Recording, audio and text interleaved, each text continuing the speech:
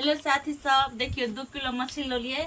हम सब तक खा लेली, लेकिन हम जहिया मछली लबे छिए तो 1 किलो फाजिल के लबे छिए, कियाकि हमरा पास कुत्ता देखियो बैसल है। देखियो एकरा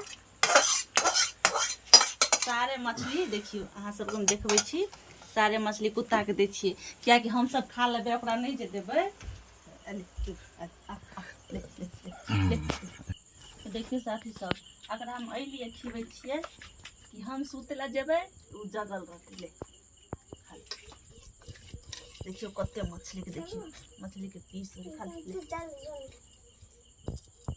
खा ले सारे, खा ले सारे, एक भी नहीं छोड़ना। तो देखियो अहूँ सब खिबै थाब तो कमेंट जरूर बताब। देखियो हम कते जब मछली लबियो, मुर्गा लबियो आ खस्सी के मीट लबियो, कुछ भी लबियो, ओकरा ला हमरा ले छी 1 किलो फाजिल के। ई वीडियो केहन लागल अहाँ सबके?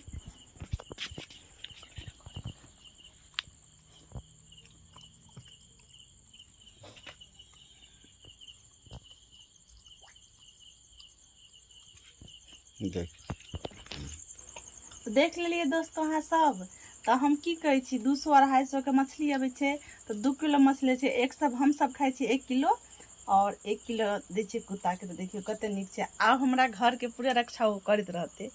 तो वीडियो अहाँ सबके केहन लागल कमेंट करके जरूर बताओ।